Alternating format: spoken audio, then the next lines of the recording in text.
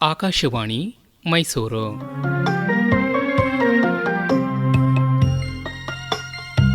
ಕಾದಂಬರಿ ವಿಹಾರ.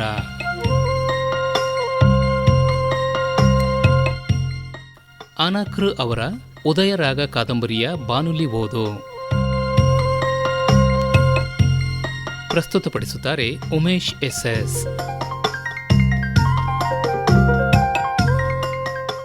ಕೇಳಿ, ಉದಯರಾಗ ಕಾದಂಬರಿಯ ಬಾನುಲಿ ಓದಿನ 5ನೇ ಕಂತು.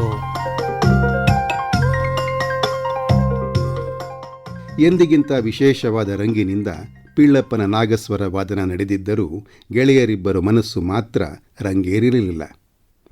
ದೇವಗಾಂಧಾರಿ ಕೀರ್ತನೆ ಮುಗಿಸಿ ಪಿಳ್ಳಪ್ಪ ಸಾರಮತಿಯ ಕೀರ್ತನೆ ಆರಂಭಿಸಿದ್ದ. ಸಾರಮತಿ ಮುಗಿದೊಡನೆ ಗೆಳೆಯರು ಒಬ್ಬರ ಮುಖವನ್ನೊಬ್ಬರು ನೋಡಿಕೊಂಡರು.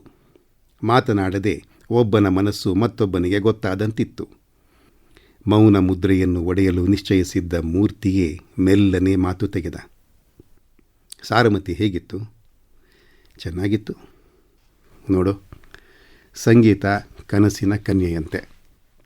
ಆದರೆ ಚಿತ್ರಕಲೆ ಹಾಗಲ್ಲ, ಯಾವಾಗಲೂ ಕಣ್ಮುಂದೆಯೇ ಜೀವಂತವಾಗಿರುತ್ತೆ.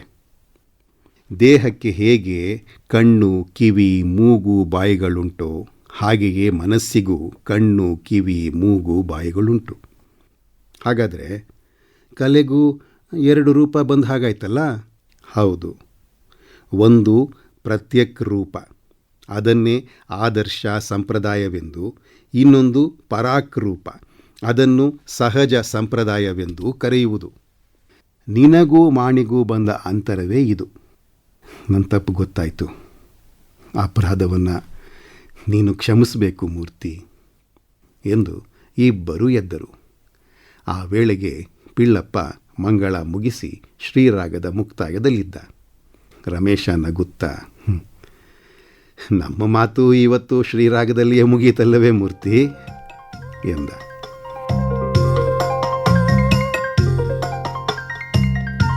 ಕಲಾಭವನದ ವ್ಯವಸ್ಥಾಪಕರು ಕೂಡಿಸಿದ ಚಿತ್ರಕಲಾ ಪ್ರದರ್ಶನ ಬಹಳ ಯಶಸ್ವಿಯಾಗುವ ಸೂಚನೆಗಳು ಕಾಣುತ್ತಿದ್ದುವು. ಜಗತ್ಪ್ರಸಿದ್ಧವಾದ ಅನೇಕ ವಂಗೀಯ ಚಿತ್ರಕಾರರ ಕೃತಿಗಳಾಗಲೇ ಬಂದಿದ್ದವು. ಪಂಜಾಬಿನ, ಮುಂಬಯಿಯ, ಮದರಾಸಿನ, ಮೈಸೂರಿನ ಸಂಪ್ರದಾಯಗಳನ್ನು ತೋರುವ ಅನೇಕ ಚಿತ್ರಗಳ ನಿರೀಕ್ಷಣೆಯೂ ಇದ್ದಿತು. ಕಾರ್ಯನಿರ್ವಾಹಕ ಮಂಡಳಿಯ ಸದಸ್ಯರಲ್ಲಿ ಒಬ್ಬರಾಗಿದ್ದ ಮುಕುಂದರಾಯರನ್ನು ಒಂದು ದೊಡ್ಡ ಆಸೆ ಆವರಿಸಿತು.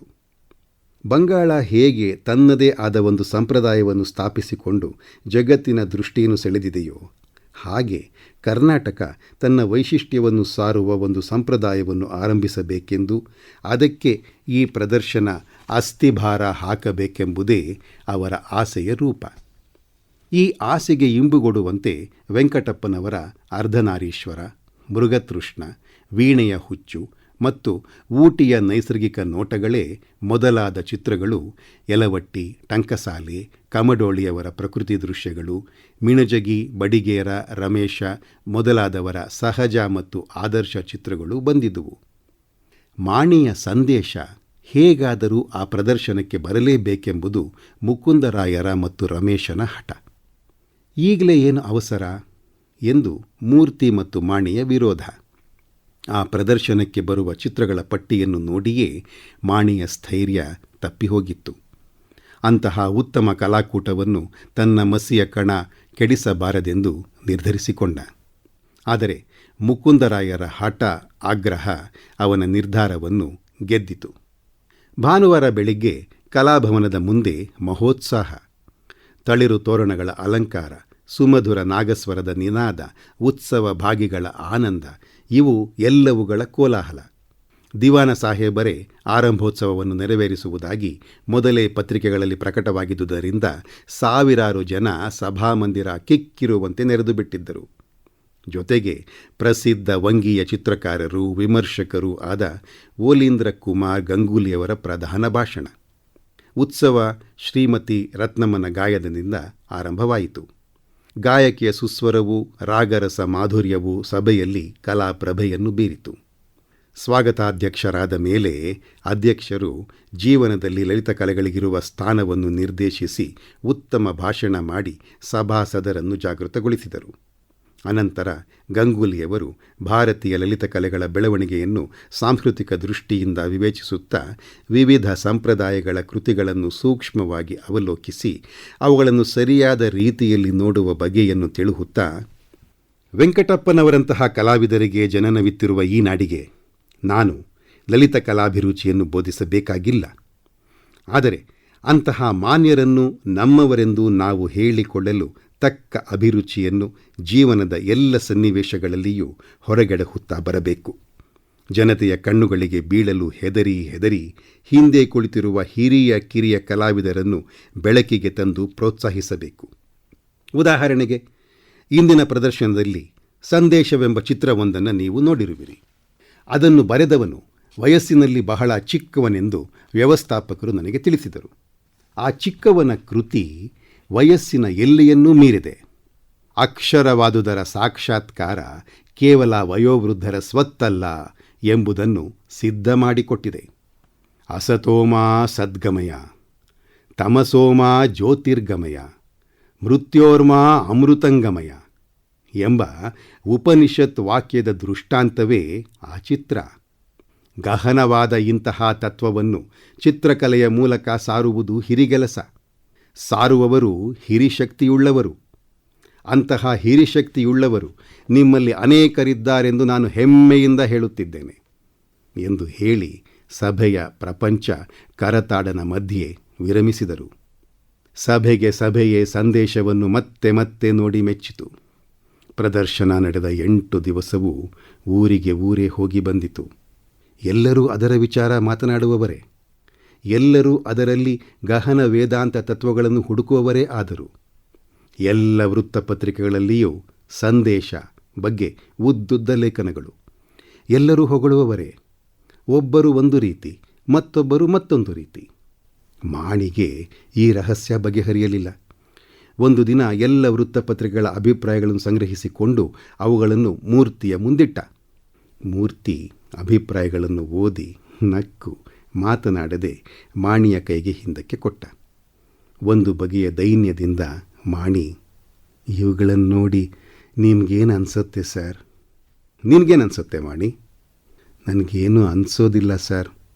ನಾನು ಆ ಚಿತ್ರದ ವಿಚಾರ ಆಲೋಚಿಸದೇ ಇದ್ದುದನ್ನೆಲ್ಲ ಈ ಪತ್ರಿಕೆಗಳವರು ಬರೆದಿದ್ದಾರೆ. ಅದೇ ಪತ್ರಿಕೆಗಳ ವಿಶೇಷ ಮಾಣಿ. ನಿನ್ನ ಚಿತ್ರವನ್ನು ನಿಜವಾಗಿಯೂ ಅರ್ಥ ಮಾಡಿಕೊಂಡು ಮೆಚ್ಚಿ ಪತ್ರಿಕೆಗಳವರು ಹಾಗೆ ಬರೆದಿದ್ದಾರೆಂದು ಭಾವಿಸಿದೆಯೇನು? ಹಾಗಾದರೆ ಸರ್, ಗಂಗೂಲಿಯವರು ದೊಡ್ಡವರು. ಅವರು ಹೇಳಿದ ಪಲ್ಲವಿಯನ್ನು ಇವರು ಹಾಡಬೇಕು.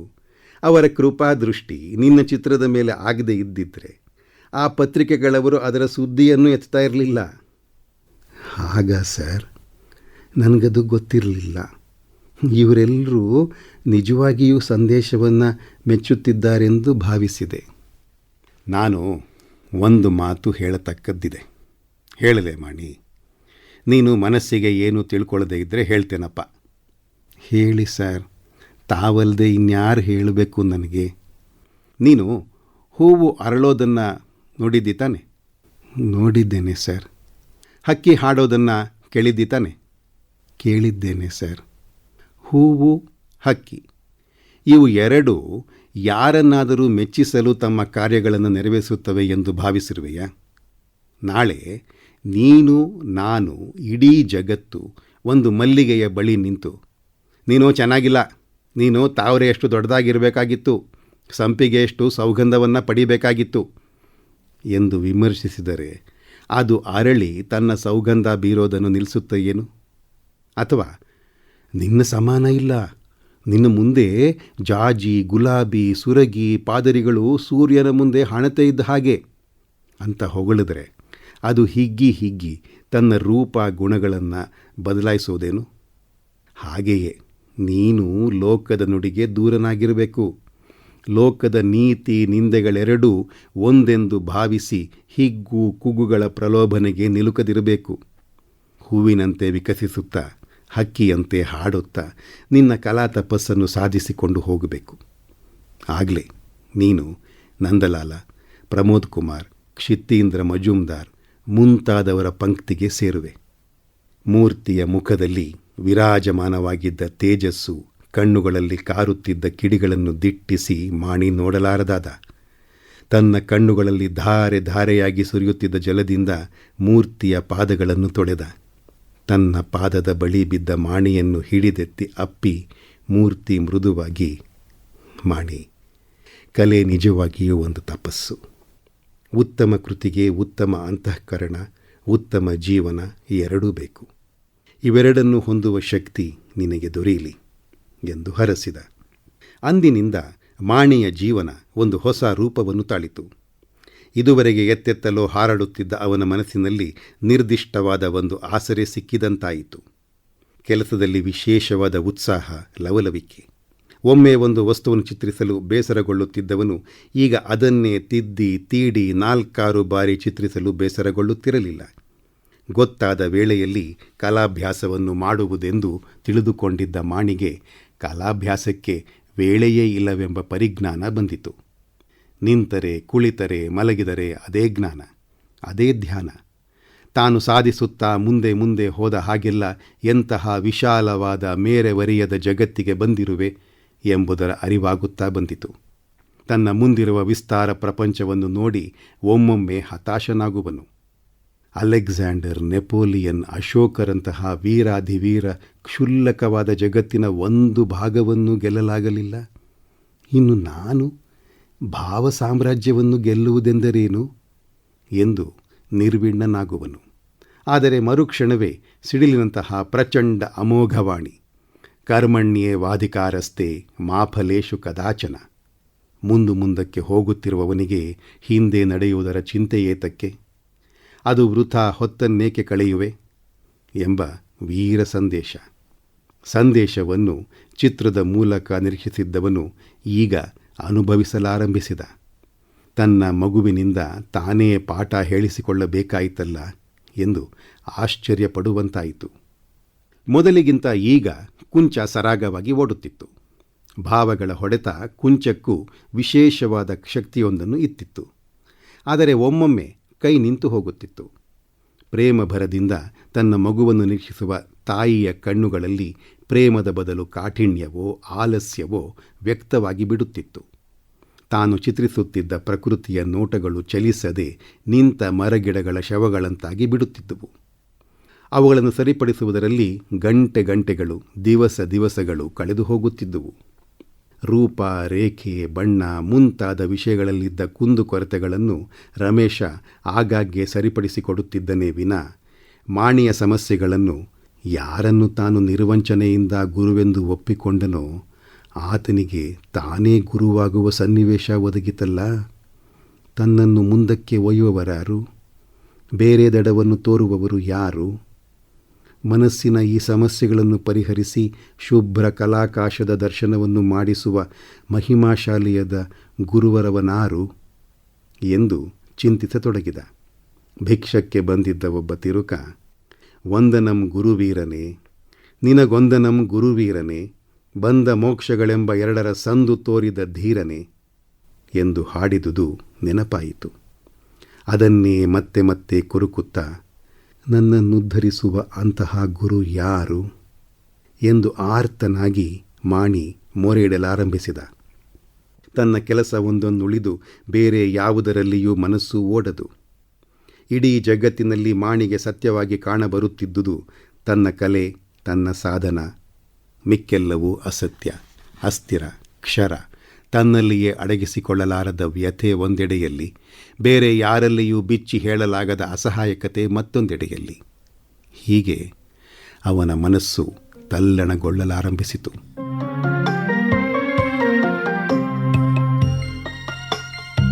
ಕಾದಂಬರಿ ವಿಹಾರ. ಅನಕೃ ಅವರ ಉದಯರಾಗ ಕಾದಂಬರಿಯ ಬಾನುಲಿ ಓದಿನ 5ನೇ ಕಂತನ್ನು ಕೇಳಿದಿರಿ. ಪ್ರಸ್ತುತಪಡಿಸಿದವರು ಉಮೇಶ್ ಎಸ್. ಮುಂದಿನ ವಾರ ಇದೇ ಸಮಯಕ್ಕೆ ಉದಯರಾಗ ಕಾದಂಬರಿಯ 6ನೇ ಕಂತು ಪ್ರಸಾರವಾಗಲಿದೆ.